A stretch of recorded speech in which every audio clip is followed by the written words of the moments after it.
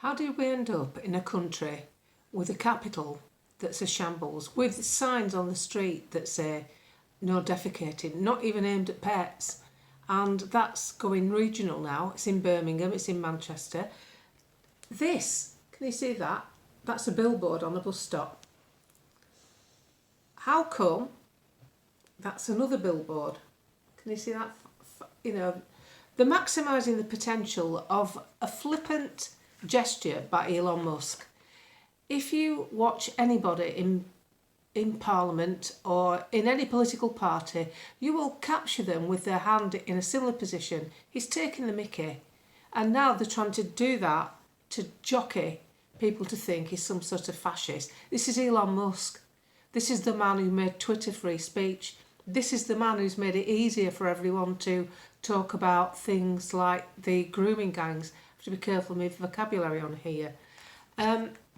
Look back to a few of the articles when Nigel Farage tried to do that in 2014, in 2015, in 2016, 17, 18. Look back at all those different articles from the BBC, The Guardian, The Observer, as they tried to diss him down for getting involved in that, using it as some sort of political football. You couldn't even talk about that on Facebook. You got your account suspended for 30 days. You could see your account, but you couldn't interact. And that went for anything to do with the migrant crisis. I had one post, it was a German document showing migrants how to ask for sex and how to accept a refusal. I kid you not. It was line drawings of two human beings, one pink, the woman, and one brown. And it shows you saying like, no, I do not want that. And he's going, yes, but I want it. This is how pathetic it was. And I thought, I can't believe that's a government document, so I shared it. And then I looked back about 3 hours later, no response, not one like, not one comment, nothing, no shares. So with Facebook, you can go on as a member of the public. There's a little box and you can view your own post as a member of the public to check that things are going on all right, you know, your uploads and stuff. So I went on as a member of the public, and guess what? They didn't show up. It was shadow ban. They call that shadow banning. And during the migrant crisis, 2015-16, if you remember, if you followed me, you'd know I shared a post showing Angela Merkel sat at a dinner with Mark Zuckerberg. I like to break his name up into syllables. Doing some sort of deal because she didn't want us the bad news to come out, because obviously it was going to happen. And then you've got to look at how the world went in meltdown with Nigel's border poster called Breaking Point. What you've got to think of is that's 2019, we're in 2025 now. What does the country look like?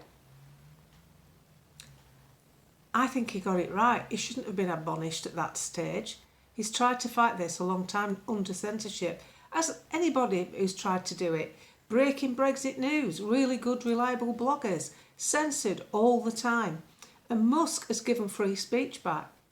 And the left are in meltdown. They can't stand it. They're leaving the platform. Nobody cares. They're going to blue sky thinking and talking in their own echo chamber. We've been stifled for years on everything we've tried to approach, whether it's the migrant crisis, Brexit, the lockdowns, all the other things pertaining to the lockdowns, until Elon Musk gave us free speech. Now that's good for people involved in social media, but it doesn't really make any difference for people out there in the street. And nobody's talking about politics. We're in one of those periods now where the elections happened, everybody's calmed down, everybody's voted, and as you know, my husband plays golf. Nobody talks about politics when he goes to golf. They talk about golf, how many shots they've missed, who's playing like a Blanco, who's playing well. Come home and that's it. My friend goes to a Pilates class. Nobody's talking about it, save for a few idiots that start slagging Trump off because they still haven't got over the pussy comment. Imagine bringing that up in this day and age. You were about 38 when he said it. Get over yourself. I see these photos spinning round now showing Mark Carney on the Epstein Island. And he's now going to take over from Justin Trudeau. That tart, he's going to be on... he's going to be running Canada. You know, the bloke that came over to the Bank of England that was pro-Remain. that went to the European Union has now gone to Canada. They just shuffle them about, don't they? So you get mixed up. You know, you've got to remember Rutte, that bloke from Holland. He was the was he the Prime Minister, President, whatever they do in Holland. He was running Holland. He lost his seat, you know, he lost his position. He's not running Holland anymore. So what did he do? Make him one of presidents in EU. What's she called? Christine Lagarde, found guilty of her part in a €400 million fraud when she was in the IMF. What did they do? They promoted her to ECB, European Central Bank. Because actually it's in the Constitution, European bankers can be investigated and charged and sentenced, but they never serve a sentence. Look in the Constitution of the EU, that goes for any banker with any crime. So, you know, this is really elitist stuff that's going on. And unfortunately, we have to live through another 4 years. But, you know, what you've got to look at is the left are in meltdown over their own bloke, Keir Starmer. I mean, I can never pronounce his name, Stefanovskik. He's real left-wing. The last 4 posts he's put on his social media have been slagging off Labour. So we're in this lull now with social media where nothing much is happening apart from infighting, which should have been behind closed doors. We did shut up about it. So we're in this lull. Nothing happens because the wider public who don't do social media are just getting on with their lives. And they'll stay like that till the next general election. There's 12 or 14 million people in that nucleus of ground that hopefully reform can mop up. Because they're not being too edgy. Nigel's not coming across as edgy as he was in 2016, 2017. Remember all the insults from Bob Geldof? I'll never get over how that man treated those fishermen when he was on the Thames. Do you remember that? Terrible. And, you know, I question a lot what's gone on with Bob Geldof. Give us your money now. You know, he's going on about how Europe love us because we're in the European Union. Europe loved us anyway. They love us for our music. Canada loves us. Japan loves us. They love our music's international. We're some of the best music in the world. We don't need Bob Geldof in the EU for that. Imagine thinking you need to be in EU to appreciate the Rolling Stones or Cliff Richards. He was another one that got nobbled by the BBC. So we're in this lull, and as I've said before, the great, not unwashed, what do you call them, the ones that don't take any notice of politics, have gone back to what they do normally, and they'll buzz out again about 3 months before I'm saying, right, who do I vote for? And, you know, at the end of the day, there's only one face, isn't there? It's the face that's as famous as President Trump in our country. And we need to utilise that point. We don't really need a leader now, because the leader isn't doing, there's nothing to lead. There's no campaign, there's a few elections in the councils, but we don't really need a leader. The only person that needs a leader is the man running the country into the ground, as it happens. What we need is a good salesman, with a recognisable brand, and Farage has got that in the bag. So for me, I'm sticking with that brand because, and I'll certainly support Rupert Lowe, absolutely, with his parliamentary work.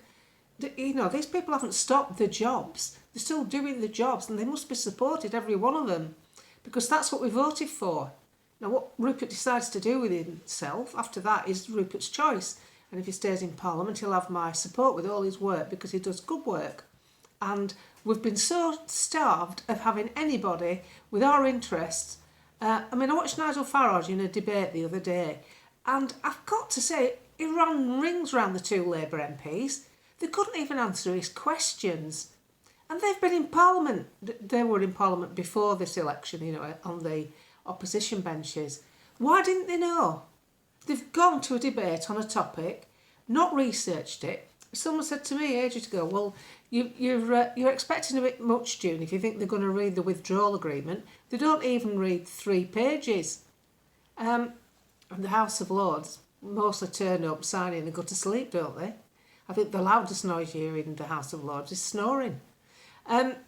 So we've got all these obstacles moving forward. Whatever government gets in, whatever legislation they want to pass, it's not going to be easy, even with a majority, because they've got to get it past Parliament. then it gets pinged to the House of Lords, then ponged back to Parliament. Then even if it gets passed, that's then, sadly, handed over to the civil service, who can scupper any good idea if they choose to, just by delaying it, just by bureaucracy. These are faceless people you never get to see. We don't vote for them, they're bureaucrats. Massive pensions, cost a fortune, about 1,000 of them work in Whitehall. It's insane. So I think what, with reform, with Zia Yusuf's IT skills, you know, you've really got to look at today. Keir Starmer's going on about using AI. He's got to use AI, but still keep the civil service on. Reform want to use AI and knock 30% at civil service on the head. Get rid. They're overstaffed. We don't need all these bods kicking around with clipboards in their hand, making themselves important, using ideas, punting ideas out to front benches, said, oh, this'll work. Ideas they've had closely tucked away to push their own agenda. That's what goes on. If you ever want to know what's going on in Parliament, watch a few old episodes of Yes Minister. It's comedy gold. It's not far off the truth. So when I'm looking forward now, I'm looking forward and thinking, this is another thing, before I forget, that I think's marvellous. When I started doing this, you know, Brexit in 2000, sorry about that, my dog started barking, Amazon. When I started doing this in 2015 and started growing, you know, the left were a bit overwhelming because they were everywhere, counteracting everything you did. Something I've noticed, and it's been in this last, I'd say, 2 years, probably since Trump got in, I've noticed a massive difference, and since Elon Musk bought Twitter. But people on our side of the fence that were called crazy conspiracy theorists, including myself, have grown, some of them doubling the following. I'll give you, for instance, Twitter. I was new to Twitter. I only had 3,000 followers because I didn't do out on the account. It frightened me. I thought, oh God, it's a bit vicious on there, like a boxing ring. So I didn't do much on it. And then one day, I've had enough. I did one of my videos and it took off. But in 2020, I only had about 6,000 followers on Twitter. And I've got 221,000 now. I only started YouTube end of June. I've got 60,000 followers or so. And what I've noticed, the big difference, if you look on some lefty accounts that were quite big followings, like Scientists for EU and things like that, they haven't grown. Why haven't they grown? The only thing I can think, they must have thrown everything at it for Brexit and everything at it for lockdowns, and they spent. They've no more ammo. And now we've got this niche. Don't forget, President Trump's made Zuckerberg's backside twitch a bit, hasn't he? And he's come out saying that he's going to change and get more rational, and he's very sorry that he followed government advice on censorship. We'll have to see how that pans out. I've just had another warning off him. But think about that moving forward when you're getting down about, what we're going to do. People who are trying to get our message out are growing an awful lot faster than the people who are counteracting it. The other plus point, the left have got what they want. They've been after it. Loads of pictures all over Facebook and accounts that say, Tories out. Yeah? They've got what they want. They've got Labour in. They're not happy. They're not happy. What does that tell you? If they're not happy with their own men, they'll want them out. And they'll have to vote for something and they won't vote Tory. And so that middle ground is all important. It's a strategy and it'll work. And then I think a more sophisticated approach, once you're in power, to not go in bang on, full on in your face, trying to implement things that you'll never get past. You need to do a Tony Blair in reverse. You need to get hold of this from the inside out and stop the civil service. Your politicians are just the front men, they're the chorus girls. What you want the stage hands. Anyway, tomorrow, what I'd like you to do, even on the comments, I'll put a little blog up on the comments because I want to read it.